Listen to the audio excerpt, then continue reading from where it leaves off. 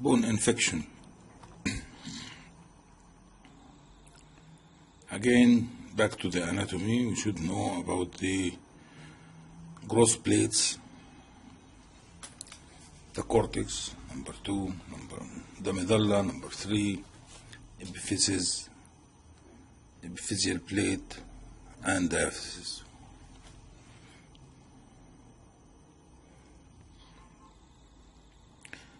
Vascular anatomy usually has some impact on the appearance of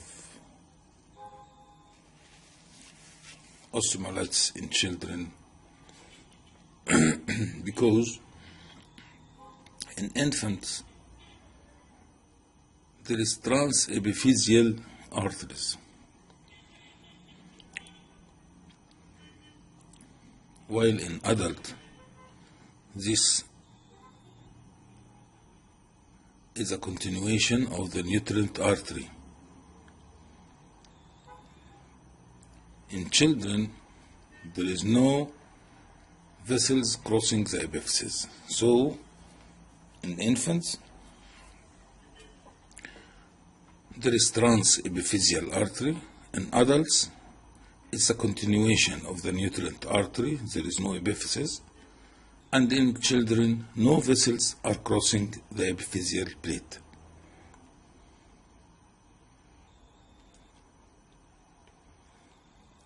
How infection reaches the bone is either via nutrient artery, and this is what we call hematogenous spread,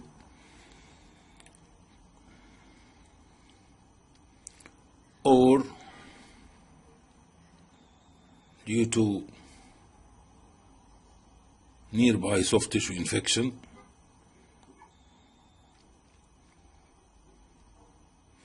or a break in the skin and bone,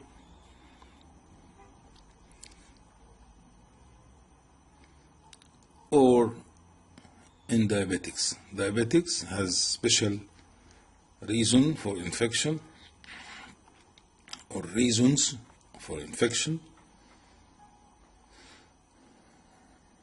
and if we conclude it could be either hematogenous, it could be due to direct penetrating trauma, or could be due to direct hit and hematoma formation, and then osteomyelitis, or in diabetics, and we will discuss this later. The organism could be appropriately treated, thus cured, and the only thing we can see is a sclerotic area, which could be due to healed infection, but sometimes it denotes a small infarct or a bone island. There is no activity in this sclerotic focal region. While if the organism is not appropriately treated or due to immune suppression, it might progress to be an abscess, or it forms a chronic active osteomyelitis with the known components, the area of destruction or abscess formation, the sequestrum, the involucrum, and the sinus tract leading outside.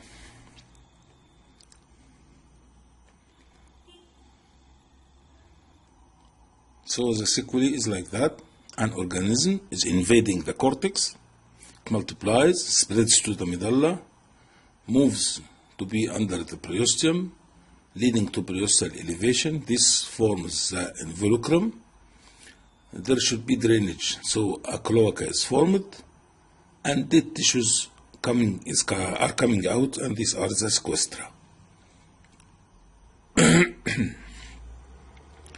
To say it again, organism multiply, elevates the periosteum, the region below this will be dying, The elevated periosteum is the involucrum. The dying are the sequestra, and this should be drained out through a cloaca. Acute osteomyelitis means hyperemia, as in any infection. Thus, in isotope study, it should be hot area.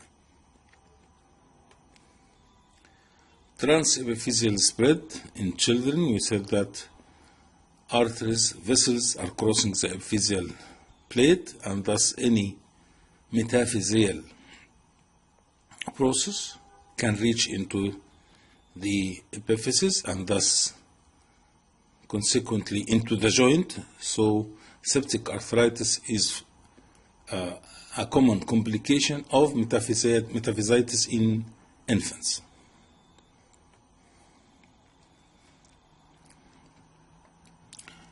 What we can find here is an area of rarefaction and minimal periosteal reaction.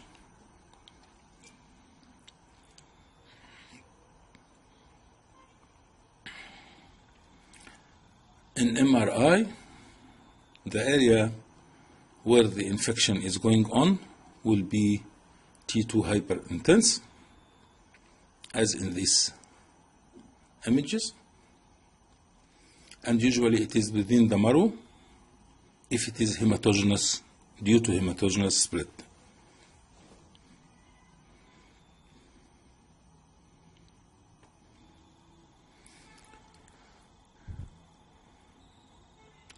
What collects all these together are the following. Number one, we have marrow hot areas, which are showing change in the marrow signal and the marrow intensity and the marrow density, with surrounding periosseous edema. Still there is no solid periosteal reaction, and still there is no involucrum, cloaca, sequestra. So the presence of focal area of marrow edema or marrow lucency in the plane or marrow density in the CT with periosseous edema are considered the findings in acute osteomyelitis. Just focal rarefaction in plane, focal change of density in CT of the marrow, change of density of the marrow in CT, and focal edema in the MRI, associated with periosseous edema. Now coming to the subacute, the central area of radiolucency with the surrounding reactive bone may persist, and if it persists, this will be the Broad's abscess. Tortuous parallel lucent channels extending towards the gross plate means creeping within the marrow. The periosteum starts to be elevated, thus starts to form new bone formation. Of course, the whole process is inflammatory. That's why the soft tissue around is swollen and edematous. All of this is called Broad's abscess. So the best example for subacute osteomyelitis is Broad's abscess, and any osteomyelitis showing periosteal reaction is subacute osteomyelitis. So osteomyelitis without periosteal reaction and only seen as area of rarefaction in the plane, or area of marrow increased density in the CT, or area of marrow edema in the MRI, this is acute. Once the periosteum starts to form a reaction around this and it is elevated, this will be the subacute form. If this persists, it's a Broad's abscess. Like this one, area of rarefaction inside, surrounded with sclerosis. So Broad's abscess is the best example for subacute osteomyelitis. Here again, another area of periosteal reaction around an area of rarefaction, sclerosis around the reaction, Broad's abscess, another Broad's abscess. And the cat's bite is another example. Old women are sitting at home, cannot move. The cat bites the finger or bites the hand. Infection will be like that. Area of lucency surrounded with sclerosis, and this is an acute going to subacute form of chronic osteomyelitis, of osteomyelitis. Here we find the periosteal reaction evident. The evident periosteal reaction denote a subacute process. Rarefaction with minimal sclerosis around, but there is definite periosteal reaction.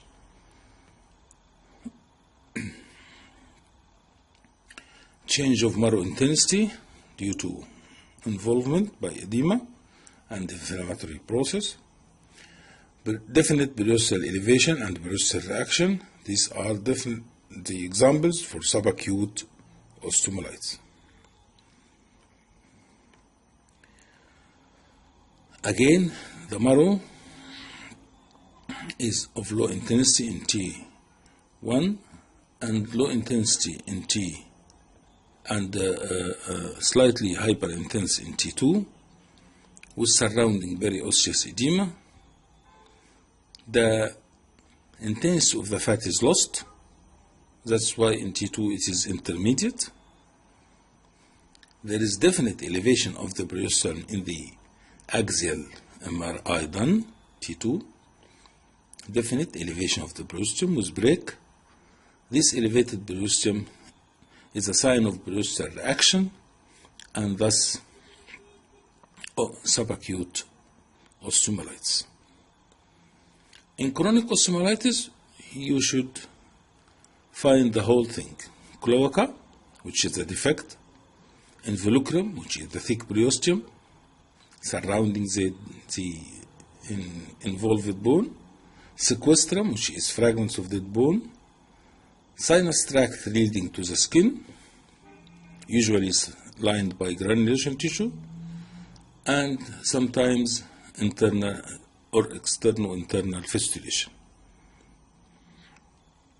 Here is a typical example of a chronic osteomyelitis where there is wavy sclerosis, unhealthy sclerosis, harboring rarefaction, osteolysis, destruction, with small pieces of bone, these are the sequestrum, and a defect along the cortex is seen, which is the cloaca, it's seen outward.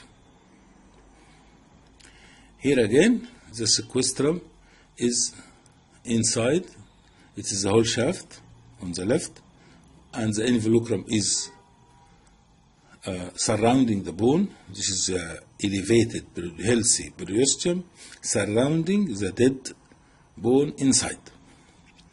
In infant, the changes are usually total shaft osteomyelitis or total shaft sequestration, because it is due to the arborization and the vascular supply. Chronic osteomyelitis in infancy. These examples show that the bone is the seat of edematous T2 in hyperintense tissue with periosseous edema, and there is wide gap because of the cloaca, and there are pieces of low intensity inside, this representing the sequestra. Sequestra could be small or could be larger and reaching to a shaft in infancy. Total shaft or total bone sequestration.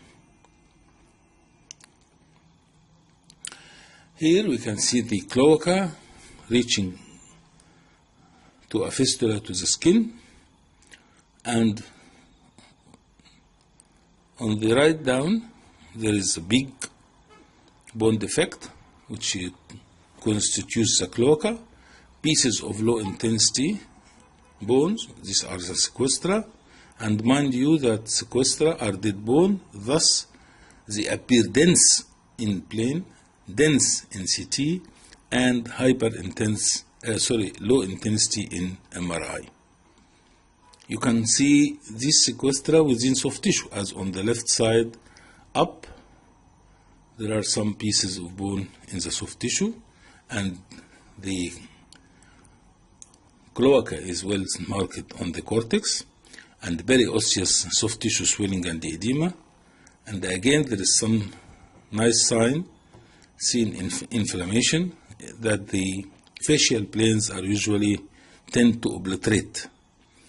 If you look to the right image on the lower down on the right, you will find that the soft tissues, the muscles anterior, are almost with obliterated facial planes, while that on the medial aspect still there are facial planes full of lined with fat are seen. In this one, we have extensive sequestration within the bone. Areas of dense bony fragments are seen, and in the transverse scan image up, there is a cloaca and there is periosseous soft tissue, and the periosteum is unhealthy, seen surrounding the bone. Unhealthy, elevated periosteum is seen surrounding the bone.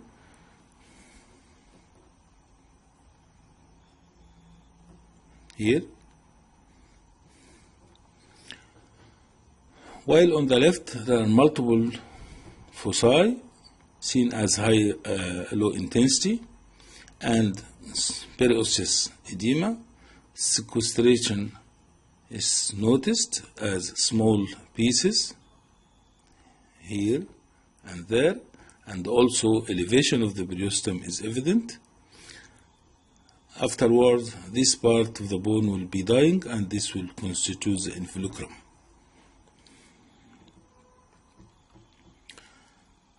Nicely demonstrating the sequestra, the dead bone, the dead shaft down here,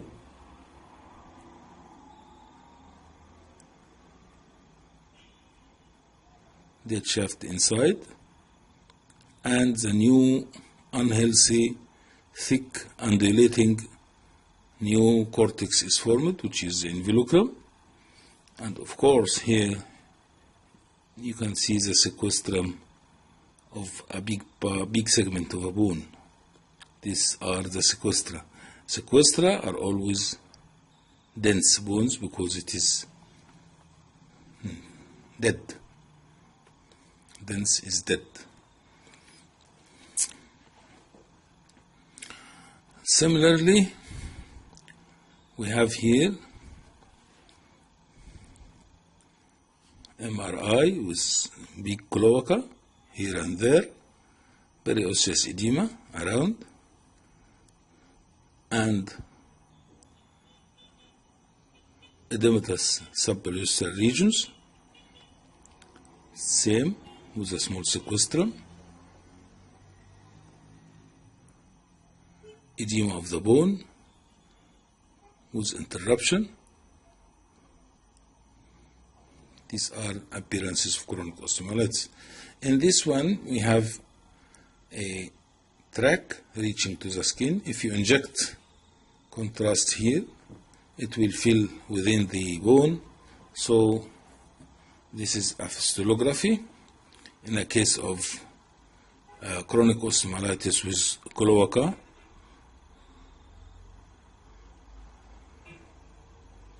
And here is a chronic active osteomyelitis, because I want to just to mention that chronic osteomyelitis heal with sclerosis and may harbor a focal infection, chronic infection within. The only way to see whether this is active or not is isotope scan, because it's very difficult to say that this one is healed or healing or still active. Signs and symptoms clinically will disappear and the patient will be good, but he is complaining. Every time I'm doing the X-ray, there is some change there. So whether I'm harboring a disease or not, the only way is to do isotope like that. If isotope is hot, this is called chronic active osteomyelitis.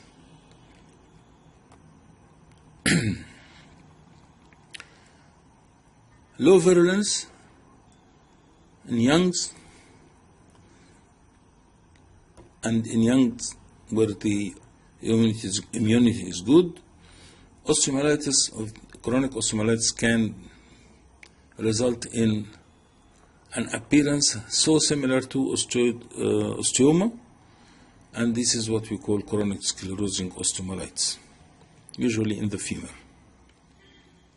like this one.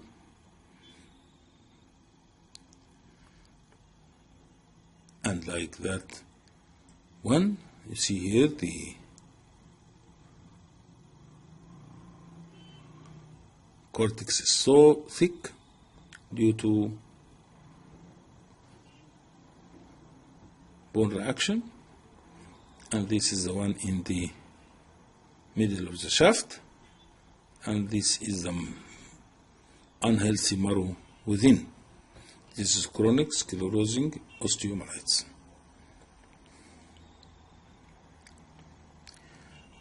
So what can cause bone sclerosis? It is replacement of cancellous bone by compact bone, maybe focal or diffuse. Focal sclerotic lesion is a bone island. Dystrophic calcification in fibrous dysplasia, an infarct, a bone lesion, sclerotic bone lesion, could be malignant, like osteosarcoma, could be a sclerotic deposit, could be callus due to fracture, and could be sclerosing osteomyelitis in infection, and lastly, it could be Paget disease. All these can cause focal sclerotic bony lesions. A bone island, an infarct, a benign bony lesion like osteoma, fibrous dysplasia focus, sclerotic deposit, osteogenic osteosarcoma, callus of trauma, and sclerosing osteomyelitis of Gari, in addition to Paget disease. All of these can cause focal sclerotic lesions. Now coming to diabetic foot. In diabetes we have some other reason apart from infection itself. The first is the neuropathy, the second is vasculopathy, and the third is the infection. And it is well known that patient is not feeling, so it can be scratched, and once scratched, infection goes in, and when infection goes into the tissues, the vessels are not healthy, so the infection will proceed, and we get multiple foci of infection. So the key point in diabetic foot is multiple foci, and usually within the forefoot, which is the part mostly affected by vasculopathy and neuropathy. Can result in ulcers, and usually can see a calcific dorsalis pedis, and the lesions are multiple. Multiple with prostatitis and osteomyelitis, with calcific dorsalis pedis artery, and soft tissue thickening, diabetic foot, vasculopathy, neuropathy, and infection. Here,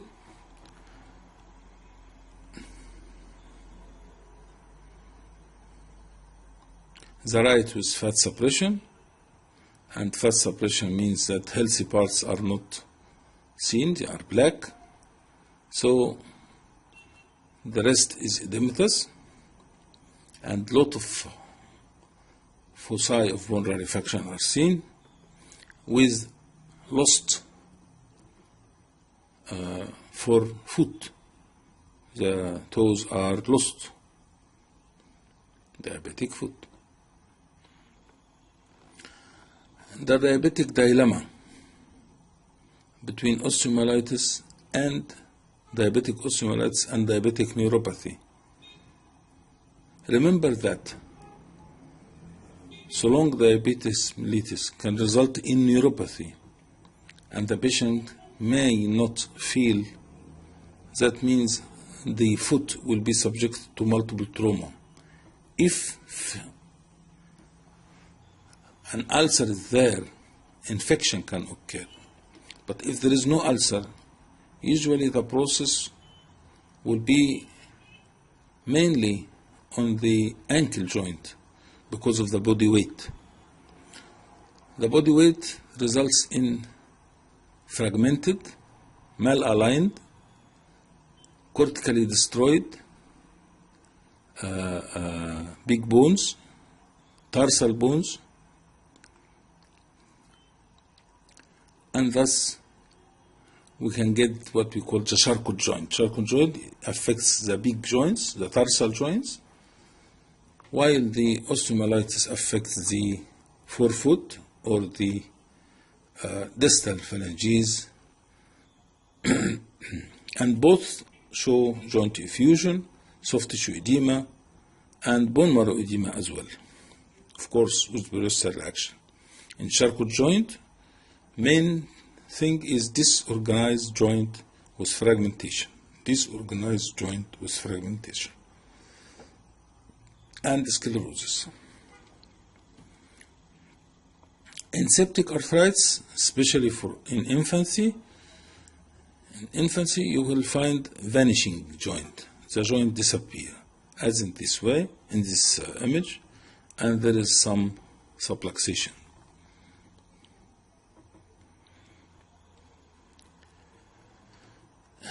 If we do arthrography, we will find that the head is absorbed and big part of the bone is absorbed. Replacing these arthrographic techniques is the MRI. In the MRI, you can see the joint space, whether widened and full of fluid or not. You can see the area of rarefaction as T2 hyperintensity on the right side, up and down. You can see also the subluxation if there is.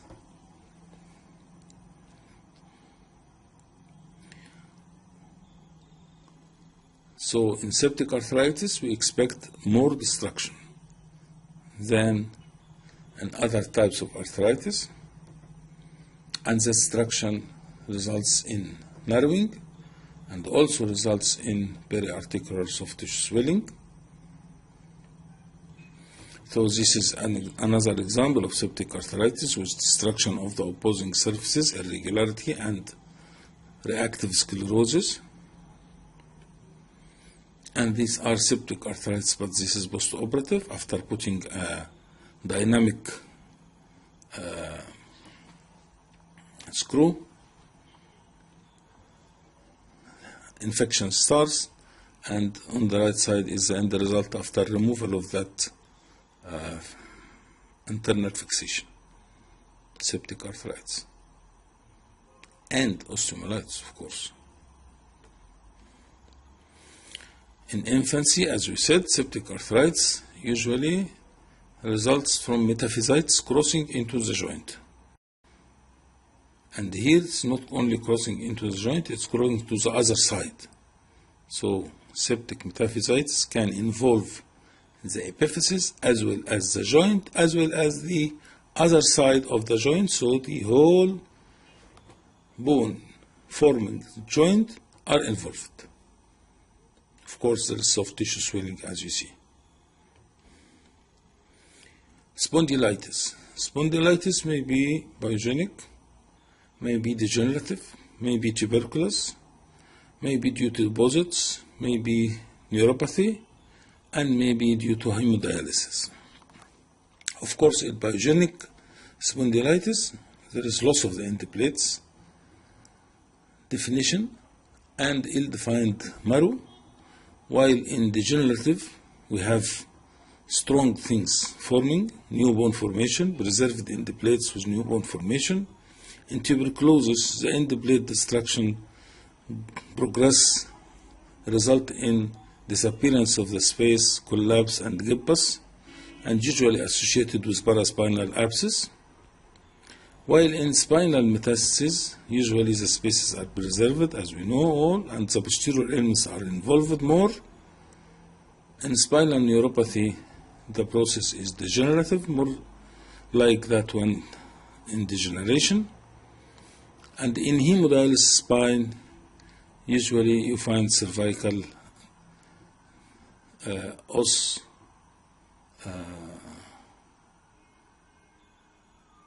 dense rarefaction, cervical bone destruction, and dense orthodontoid rarefaction. Here, if you see that one is early and the second one is 2 months, the third one on the right is 4 months, there is complete collapse of the space and there is subluxation and there is irregularity with sclerosis.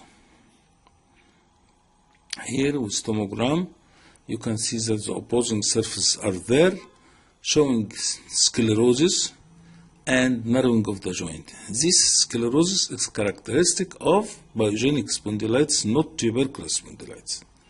So the presence of sclerosis and dense opposing surfaces like this is more with the pyogenic discitis, because in tuberculosis the main thing is rarefaction, destruction, and collapse with gibbous deformity. This is a trial to do discography to see that the nucleus is almost disfigured, disorganized, and leaking. In CT myelography, you can find that there is compression on the contrast column, and here there is erosion, there is new bone formation. These are the characters of the pyogenic discitis.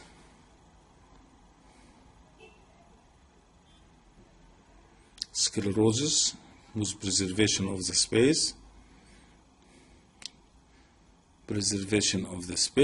compression on the epidural compression, destruction of the opposing surfaces with preservation of the space. In brucella, this will be more aggravated, to have the sclerosis is more aggravated, to have new bone formation like spur formation, and this may cause the parrot beak appearance. Parrot beak appearance is the anterior and marginal sparring of the affected disc, joint margins, and the disc space is somewhat preserved, but the surfaces are irregular. This is brucella, and sometimes salmonella can give this exuberant anterior new bone formation, exuberant anterior osteophytosis. So once you find in a spine that there is localized anterior osteophytes, and some are breaching or parrot beak trying to reach each other with irregularity of the disc surfaces, end plate irregularity, brucella is likely. In TB, we have many sites for TB. It is either corner, like number 1, appendicular, like number 2, end plate, like number 3, and subligamentous, like number 5, or crossing, like number 4.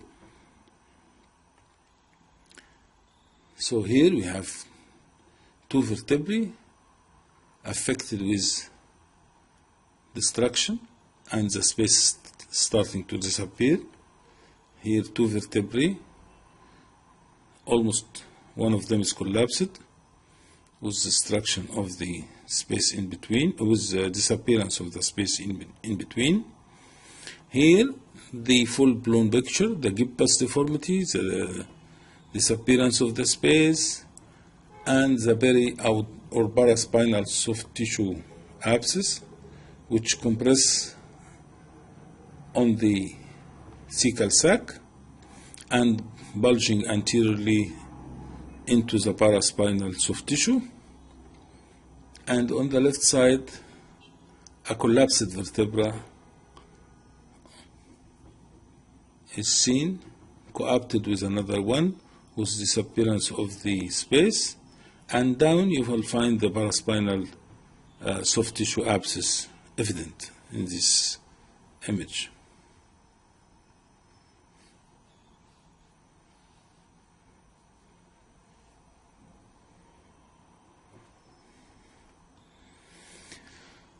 The paraspinal abscess, T2 hyperintense, space is obliterated, usually more than 2 vertebrae are involved, and usually more than 1 level is involved. The end result is a deformity, kyphus deformity, or exuberant reactive newborn formation. And here the abscess is there between L3 and 4.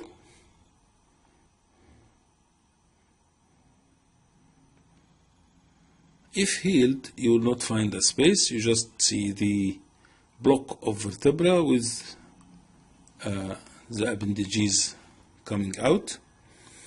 And if it is congenital,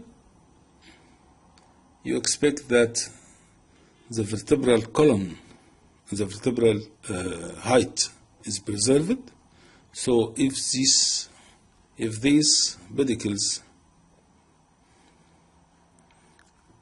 1, 2, and 3, we expect to see a height of 3 vertebrae, that to say that this is congenital. But here you'll find that the height of the 3 vertebrae is converted into almost 2 vertebrae, while the pedicles are 3. That means that there is something in between is collapsed and vanished. Here there is one collapsed and vanished. No space, no height, and kyphus deformity or kyphoscoliotic deformity, heel TB of the spine. TB of the bone is characterized by showing cystic changes. TB of the tubular bone shows cystic changes. And mind you that this is not only for TB, it is for any granulomatous bony infection. Any fungal infection can give the same appearance. This is cystic TB. This is the typical, what we call spina ventosa or TB dactylitis, swollen phalanx. And this is the cystic changes at the distal ulna and carpal bones. And here is the septic arthritis, TB arthritis in a baby.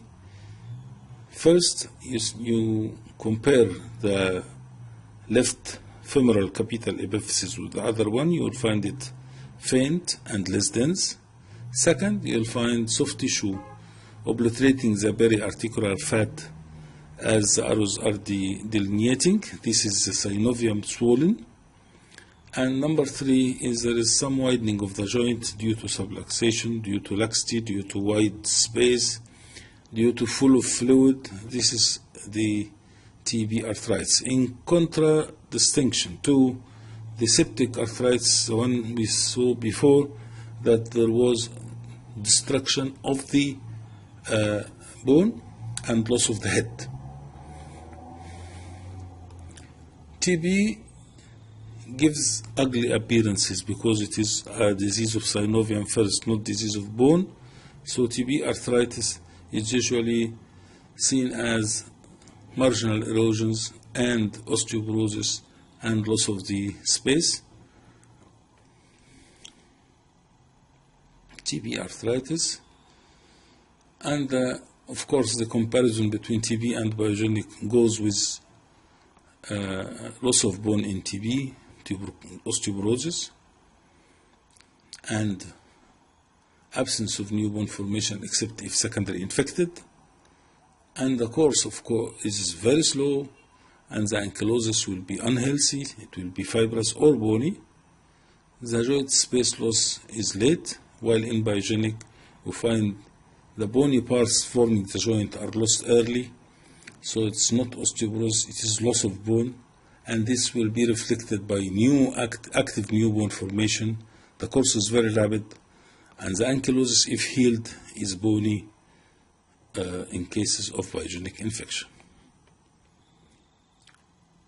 We said that granuloma of the bone is an eating up process, either inside or along the margins. This is leprosy, and this is lepromatous leprosy, which is a neurogenic process resulting in acroosteolysis. And here is a famous neuropathic or Charcot joint, which can occur in a lot of things: paralysis, tabes dorsalis, indifferent to pain, something called indifference to pain. People are not aware about any pain, thus bones are like that. And finally, in diabetes, the main thing is disorganization, deformities, and sclerosis with fragmentation. Disorganization, deformity, sclerosis, and fragmentation. And sometimes infection can result in this metaphyseal band of lucency, and this metaphyseal band of lucency is famous for leukemia, but it can occur in syphilis, and it's called syphilitic osteochondritis. But leukemia is usually the one responsible for such a transmetaphyseal band of lucency. Neuroblastoma is another possibility, but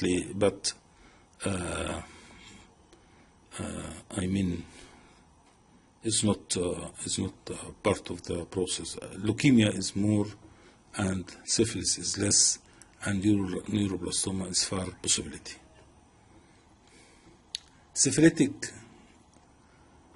periostitis and metaphysitis. In congenital syphilis, you can find these changes: the transmetaphyseal band and the syphilitic periostitis, and this is the appearance of the gummatous osteitis or the osteitis in syphilis. It is what we call creeping form of osteomyelitis, creeping form. The margins are ill-defined, and the appearance of the bone is that of ill-defined destruction. Sapper-shaped tibia or the syphilitic periostitis is another finding which can be mistaken, or can be differentiated from tropical ulcer, which is bowed, expanded thick trabecally, and the cortex is thickened with new bone formation. In syphilis, the periostom is ill-defined and hazy. This is one of the trypanosomes, yaws, florid periostal reaction. It's not seen in Egypt, usually in Central Africa. This is actinomycosis, where the rib is involved and the pleura is involved. Rib and the pleural involvement with inflammatory process should be considered actinomycosis till otherwise proved. Again, as I said, cystic TB is a granuloma, cryptococcosis is a granuloma, all produce such an appearances in long bones. And now with the Africans seen in Cairo, Central Africa, we can see such things because this is dominant there. Granulomatous, fungal infection, tuberculous infection, like this coccidioidomycosis, again cystic changes, and Madura mycosis or the sulfur granule infection. You will find the sclerosis of the bone like that, amalgamation, and this is the Madura foot. Reactive arthritis can produce some haziness,